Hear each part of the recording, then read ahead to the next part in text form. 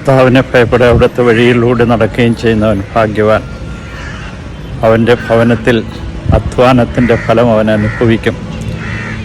അവൻ്റെ ഭാര്യ മുന്തിരി ഫലങ്ങൾ നൽകുന്നവളെപ്പോലെയും അവൻ്റെ സന്താനങ്ങൾ അവൻ്റെ മേശയ്ക്ക് ചുറ്റും നിൽക്കും. അവൻ അനുഗ്രഹിക്കപ്പെടും.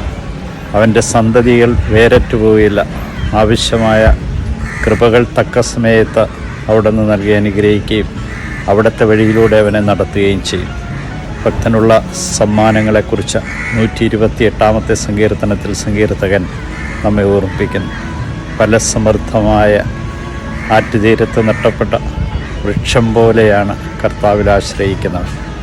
അവന് ഒരു കുറവും ഉണ്ടാകുകയില്ല. വേനൽക്കാലത്തെ അവൻ ഭയപ്പെടുന്നില്ല. വിജനദേശത്തൂടെ നദിയൊഴുക്കുന്ന കർത്താവിൻ്റെ സാന്നിധ്യം എപ്പോഴും അവന് ലഭിക്കുമെന്ന് നമ്മെ ഓർമ്മിപ്പിക്കുന്നു.